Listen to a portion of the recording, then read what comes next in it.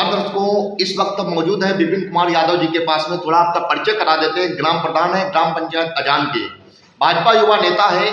आज हमारे programme UP 22 का सीएम कौन विधानसभा चुनावी महासंग्राम में आप सम्मिलित हुए हैं। विपिन जी, आपका बहुत बहुत स्वागत है।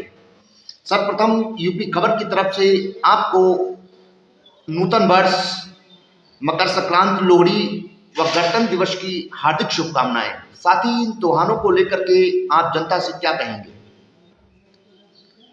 सर्वप्रथम हम समस्त ग्रामवासियों एवं क्षेत्रवासियों को नव वर्ष, लोहड़ी, मकर संक्रांति एवं गणतंत्र दिवस की हार्दिक शुभकामनाएं देते हैं। और साथ में ये भी कहना चाहते हैं कि आप सभी लोग नए साल में आपस में मिलकर के रहें, सद्भाव बनाए रहें। धन्यवाद। आगामी विधानसभा चुनाव को लेकर के क्या कहना चाहेंगे? ये विधानसभा चुनाव सबसे हर 5 साल के बाद चुनाव आते हैं। वो एक बहुत बड़ा समझिए एक मेला होता है। इसमें आप सभी पार्टियां मिलकर के अपनी अपनी जो है उपस्थिति दर्ज कराती हैं और जनता का विश्वास जीतती हैं। जनता जिनके विश्वास पे खरी तो जिनको अपना मत देती है, खरी उतरती है, वही यहाँ का सीएम बनेगा। विधानसभा एमएलए बनेंगे। उसके बाद सभी सदस्य बनकर के सरकार बनाएंगे। विपक्ष को लेकर के आप क्या कहना चाहेंगे?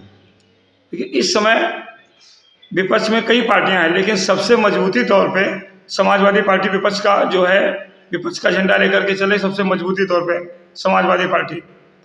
और चुनाव है, चुनाव में हर आदमी को अपनी अपनी बात यही कहता है। चाहे सबसे निचले पावदान पे मान लीजिए प्रियंका गांधी सबसे निचले पावदान से चुनाव लड़ रही हैं, फिर भी उनको लगता है कि उनकी सरकार बनेगी। और चुनाव में सभी लोग लुभावने वादे करते हैं और विपक्ष के पास एक मुद्दा है, राजनीतिक मुद्दा। और सबसे बड़ा वो जातिगत वोट अपना इकट्ठे करके, छोटी छोटी पार्टियों से गठबंधन करके जातिगत वोट। यूपी में चुनाव केवल जातिगत आंकड़े पर ही चुनाव होता है। जिसके पास जिसकी ज़्यादा जातियाँ हो जाती हैं वही चुनाव जीत जाता है। विपक्ष के पास आज की तारीख में 34-35% वोट है, लेकिन विपक्ष अपने को बता रहा है कि हमारे पास बहुत वोट है। लेकिन जब आप 40 क्रॉस करके जाएंगे, चुनाव तभी होगा, क्योंकि आमने सामने चुनाव है। भारतीय जनता पार्टी, समाजवादी पार्टी में आमने सामने चुनाव है। बाकी कोई भी चुनाव की रेस में नहीं है। विपिन जी, यदि कंपैरिजन की जाए तो आपने समाजवादी पार्टी की भी सरकार देखी है और भाजपा की भी सरकार देखी है, तो इनमें क्या आप डिफ्रेंशिएट कैसे करेंगे इनको? देखिए, तीनों पार्टियां सरकार बना चुकी। सबसे पहले मायावती जी ने सरकार 2007 से 2012 तक रही। उसके बाद अखिलेश यादव जी की सरकार 2012 से 2017 तक रही। और भारतीय जनता पार्टी की सरकार 2017 से इस समय तक चल रही है। तीनों पार्टियां हैं, हर पार्टी अपने अपने दावे करती है। हालांकि विकास तो सभी पार्टियां करती हैं। भारतीय जनता पार्टी विकास में थोड़ी समस्या ये रही है कि बीच में 2019 से अभी तक कोरोना काल रहा। कोरोना काल में थोड़ी जो है विकास की दर रुक गई।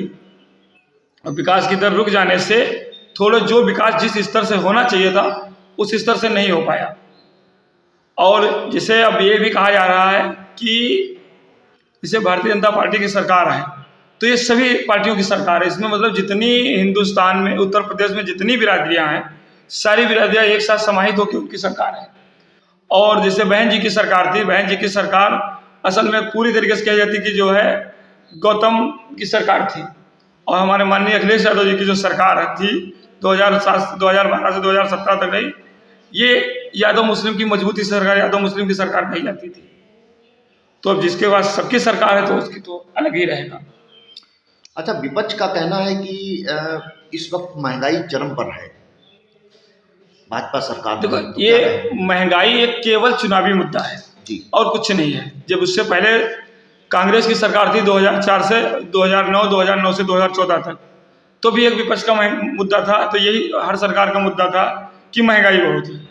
उसके बाद दूसरी सरकार आई, फिर महंगाई तो कम नहीं हो सकती।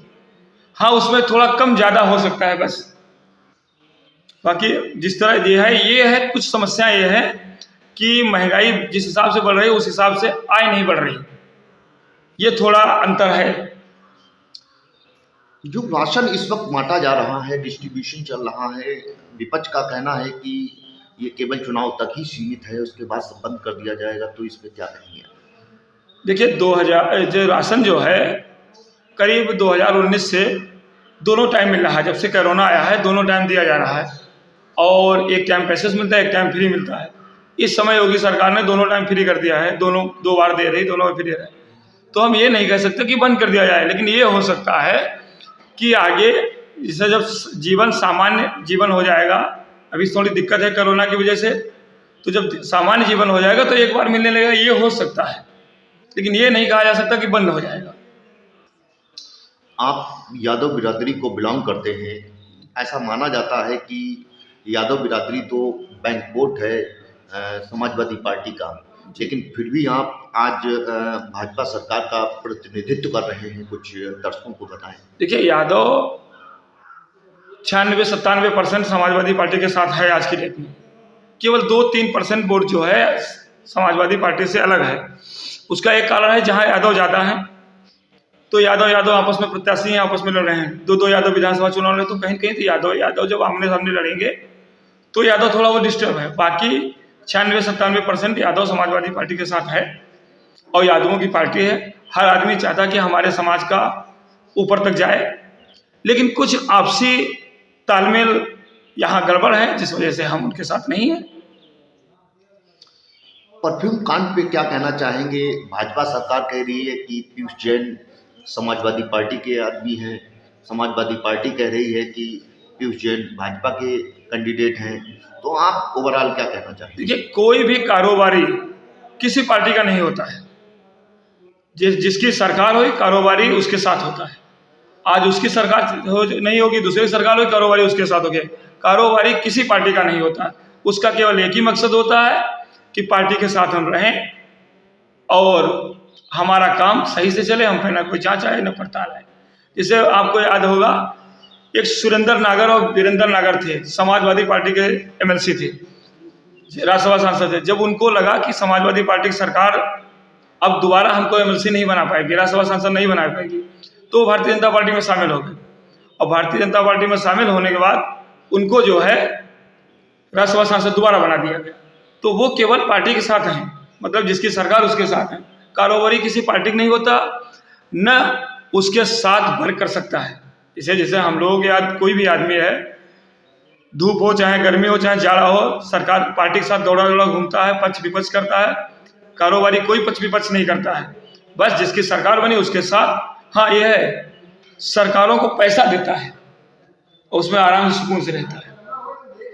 ऐसा देखा गया है कि जानवर एक बहुत बड़ी समस्या है कि कई ये घटनाएं होती रहती हैं, सड़क पे भी दुर्घटनाएं होती रहती हैं, और कई एक समस्याओं से हम लोगों को टेकल करना पड़ता है। तो काउशेड्स जो भी बनाई गई हैं आपकी गवर्नमेंट के द्वारा, क्या वो सुचारू रूप से कार्यरत नहीं है? क्या कहना चाहेंगे आप इस पर? देखिए सबसे पहले तो बाजार लगती थी, बाजार में जानवर बिकते थे, चाहे काले जानवर हो चाहे सफ़ेद जानवर हो। उसके बाद एक जब अखिलेश यादव जी की सरकार थी, तब जय गुरुदेव एक पार्टी है, जय गुरुदेव संस्था ने गाय कटने पे बड़ी मेहनत की कि गाय कटना नहीं चाहिए, गाय हमारा जो है गाय माता है, उस पर उन्होंने अपील की थी। उस अपील पे सरकार का आदेश आया और आदेश आते आते चुनाव हो गया। उस चुनाव को राज्य सरकार जो इस समय वर्तमान सरकार, उस सरकार ने जो है उस पर अमल किया, उस पर अमल करके उसी पे उसने वोट मांगा। वोट मांगने के बाद उसको वोट मिला, उसने तुरंत जो है बाजारें बंद कर दी कि जानवर जो है सफ़ेद जानवर बिक्री नहीं होगा। लेकिन अब सफ़ेद जानवर बिक्री होना बंद हो गया है, तो हमारे ही किसान भाइयों ने ही उनको छोड़ना शुरू कर दिया, धीरे धीरे छोड़ना शुरू कर दिया। तो उसकी व्यवस्था की गई सरकार द्वारा, राज्य सरकार द्वारा उसकी व्यवस्था की गई, पशु आश्रय बनाए गए, गौशालाएँ बनाई गई। साथ में ये भी एक व्यवस्था की गई है कि जो व्यक्ति वहाँ से जो है गौशाला से जानवर लेगा, तो एक व्यक्ति को 4 जानवर से लेकर के 5 जानवर तक मिल सकते हैं, और हर जानवर का 900 रुपये के हिसाब से मंथली आपको पैसा मिलेगा। लेकिन उतनी सुनियोजित ढंग से जो है व्यवस्था नहीं हो पाई कि ये जानवर समाप्त हो जाए। और सरकार ने एक और व्यवस्था की है कि अब जो आप लोग सीमन डलाएंगे, गारंटी वाला सीमन जानवरों में, तो आपको बछिया ही होगा, 90% बछिया ही होगी। जब बछिया होगी और अच्छी क्वालिटी की बछिया होगी तो कोई भी आदमी गाय नहीं छोड़ेगा। लेकिन जो तब तक छूटे हुए हैं, धीरे धीरे उस पर निराकरण होगा। अब हमारा ही जानवर छूट रहा, अगर हम उनको बांध के खिलाते तो जितना वो नुकसान कर रहे हैं उतना ही वो खाते। अब हमने छोड़ दिया तो हमने अगले गांव में जाकर छोड़ दिया, अगले गांव वाले ने हमारे गांव में छोड़ दिया, तो इसी वजह से अव्यवस्था है, आदमी को परेशानी हो रही है। इस व्यवस्था का कहीं न कहीं हम लोग भी जिम्मेदार हैं। Cane payment is the biggest problem for the Shekar farmers. What do you want to say regarding this? गन्ना भुगतान एक बहुत बड़ी समस्या है। इस समस्या की वजह से हमारा किसान भाई कर्ज में डूबता जा रहा। बैंक 14% ब्याज ले रही है, हमको नहीं मिल पा रहा, हमको वो पैसा, हमारे किसान भाइयों को पैसा नहीं मिल रहा है, और 14% ब्याज पर भी आदमी शादी बारात, मकान, पढ़ाई, हर चीज़ में पिछड़ता जा रहा है। अगर अभी कोई इमरजेंसी में किसी को बीमारी आ जाए तो उसको अपना खेत बेचना पड़ता है, एग्रीमेंट कराना पड़ता है, लेकिन पैसा नहीं मिल पाता।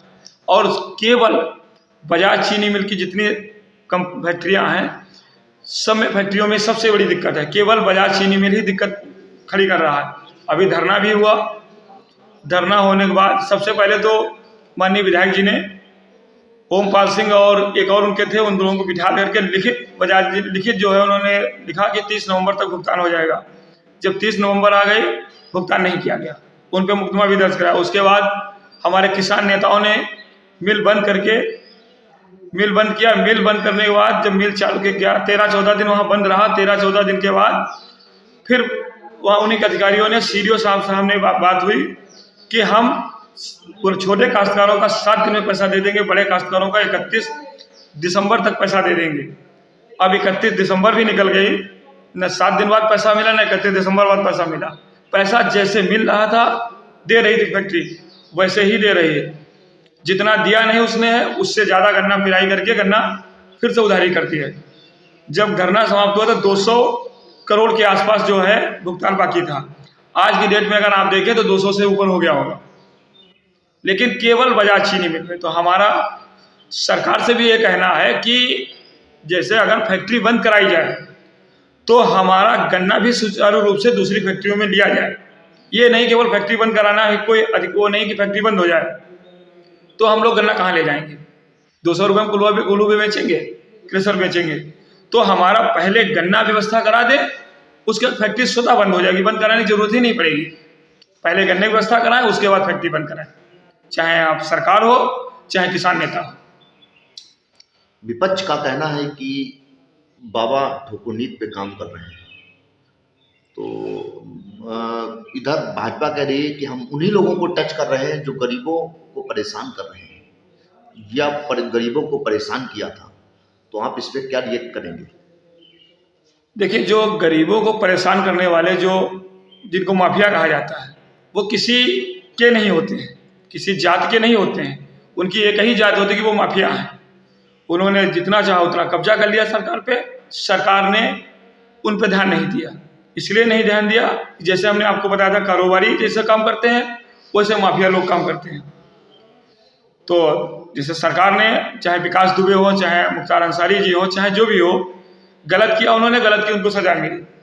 अब उनकी जो है, जो संपत्तियां थी उनकी, जो उन्होंने सरकार ने अपनी कस्टडी में की, उस पर सरकार चाहे जो भी अपना कुछ सरकार उसमें आवास बना के उनको गरीबों को दान कर रही है, तो ये तो गलत नहीं है। लेकिन अगर हाँ, उसी में अगर किसी सही आदमी का नुकसान होता है तो गलत है। आप भाजपा के युवा नेता हैं, इस बार किन मुद्दों को लेकर के जनता के बीच जा रहे हैं आप लोग और जाते रहेंगे? देखिए, जैसे सरकार की एक कहना कहती है कि सबका साथ, सबका विकास, सबका विश्वास, सबका प्रयास। तो इसी में जैसे हमने आपको पहले ही बताया कि वो ये ऐसी पार्टी है जिसमें सारी जातियाँ, प्रदेश में जितनी जातियाँ रहती हैं, हम ये नहीं कहते हैं कि पूरी उनके साथ हैं, जितनी जातियाँ रहती हैं हर जाति का वोट भारतीय जनता पार्टी से के साथ है। और सबका विकास मतलब ये नहीं है किसी, मतलब जैसे किसी समाज को उसने अलग कर दिया है, चाहे हिंदू हो, चाहे मुस्लिम हो, चाहे सिख हो, चाहे ईसाई हो, सबके साथ, सब मतलब सबकी वो मदद में है। अब उसमें किसी का फायदा हो रहा है, किसी का नुकसान हो रहा है, और इन्हीं मुद्दों में जाएगी सरकार कि अपने काम दिखाएगी। और सबसे बड़ी बात यह है, हर 5 साल के बाद चुनाव होते हैं। 5 साल में कोई भी सरकार समुचित ढंग से विकास नहीं कर सकती है। एक बार मौका देना चाहिए, एक बार और मौका देना चाहिए, चाहे जिसकी भी सरकार होती है। हम ये नहीं कहते हैं कि इनको ही मौका देना चाहिए, जिसकी भी सरकार हो उसको 5 साल बनाने के बाद एक बार और मौका देना चाहिए। एक बार मौका देने के बाद अगर सही से काम नहीं करती है तो उसको जड़ से उखाड़ के फेंक देना चाहिए। अभी वैक्सीन पॉलिटिक्स शुरू हुई थी। समाजवादी पार्टी के राष्ट्रीय अध्यक्ष जी ने कहा था कि ये तो भाजपा की वैक्सीन हम लोग नहीं लगवाएंगे। तो क्या लग रहा है इस बयान को लेकर के, आप क्या कहेंगे?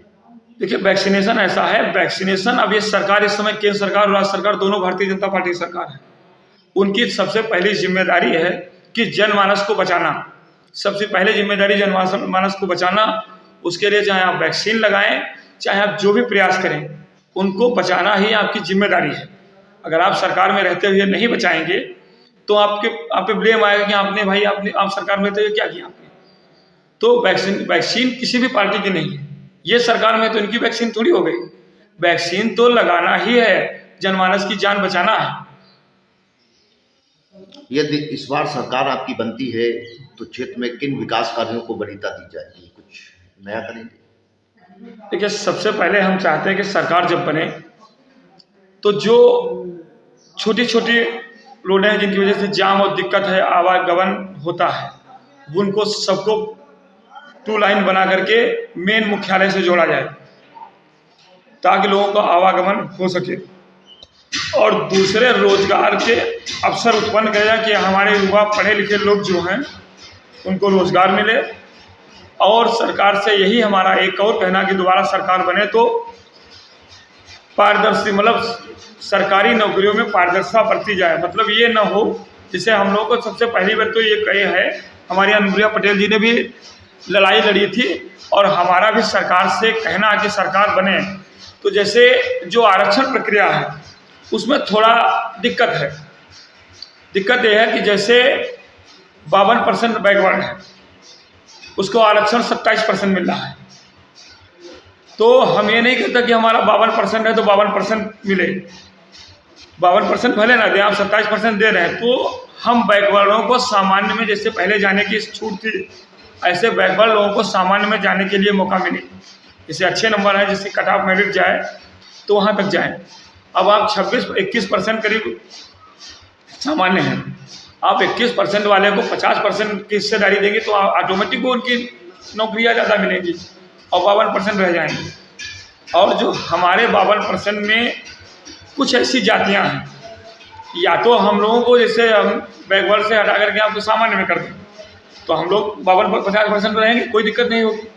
कुछ जातियां ऐसी हैं जो 27% में मौका ही नहीं उनको मिलता।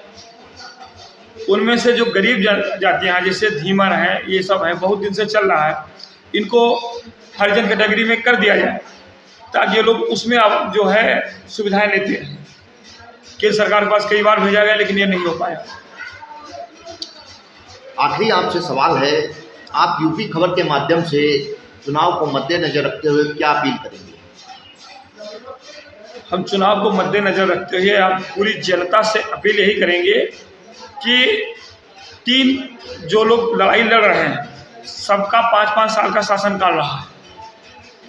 आप सभी लोग तीनों शासनकाल की तुलना करने के बाद जिसके शासनकाल आपको सही लगा हो उसको आप वोट दें और किसी के बहकावे में ना आए।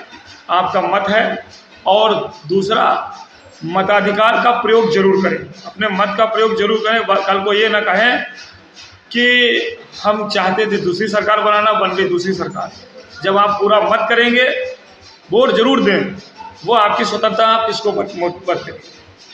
दर्शकों, अभी आप विपिन जी को सुन रहे थे। सबसे पहले तो हमारे चैनल के माध्यम से नूतन वर्ष, मकर संक्रांत, लोहड़ी और गणतंत्र दिवस की क्षेत्रवासियों को, देशवासियों को, सभी को शुभकामनाएं दिया। तत्पश्चात भाजपा के द्वारा भी काफ़ी कुछ बताया। कुछ यादव जी कुछ बोलना चाहते हैं। जो वर्तमान इस वक्त विधायक हैं आपके 139 गिरी जी, उनको लेकर के इस वक्त क्या कहना चाहेंगे आप? देखिए, हमारे विधायक जी जो हैं 1988 से राजनीति, उससे पहले से भी राजनीति, लेकिन 1988 में वो पहली बार लालापुर ग्राम पंचायत के प्रधान बने। उसके बाद 1996 में 95 में वो नगर पालिका चेयरमैन बने। 96 में पहली बार विधानसभा चुनाव जीत करके पहुँचे और उसके बाद 2002 में विधानसभा चुनाव जीते, 2007 में चुनाव जीते। तब बावन हैदराबाद के नाम से गोला विधानसभा जानी जाती थी। उसके बाद पहली बार गोला विधानसभा 2012 में बनी। तो समाजवादी पार्टी से टिकट न लेकर के वो समाजवादी पार्टी से 3 बार विधायक रहे। 2012 में कांग्रेस के चुनाव चिन्ह पे चुनाव लड़े, लेकिन 2012 में वो चुनाव हार गए। 2017 में पुनः भारतीय जनता पार्टी से टिकट लेकर चुनाव लड़े, करीब 57,000 वोटों से चुनाव जीते। तो माननीय विधायक अरविंद गिरी जी पे ये नहीं है कि वो किसी पार्टी से हैं, उनके पास जिस तरह हमने बताया अभी आपको, भारतीय जनता पार्टी के पास सभी समाज का वोट है, उसी तरीके के माननीय विधायक जी के पास हर समाज का वोट है। उनका जातिगत वोट नहीं है, लेकिन उनके पास हर समाज का वोट खड़ा है और उनकी कार्यशैली और उनके अच्छे काम करने की वजह से ही हर आदमी उनके साथ जुड़ा हुआ है। और हम सभी जनता से अपील करते हैं कि आप लोग मेहनत करें और माननीय विधायक जी को 5वीं बार विधानसभा पहुंचाएं।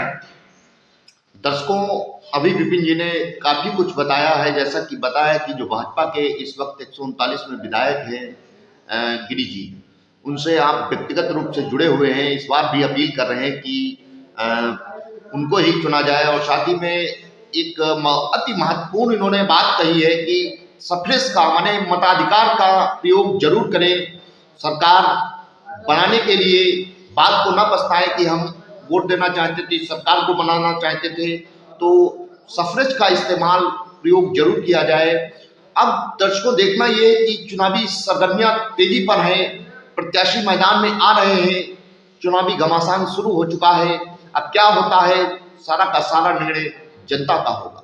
इसी के साथ कैमरा पर्सन कैलाश चक्रवर्ती के साथ मनीष शर्मा, यूपी खबर, लखीमपुर खीरी।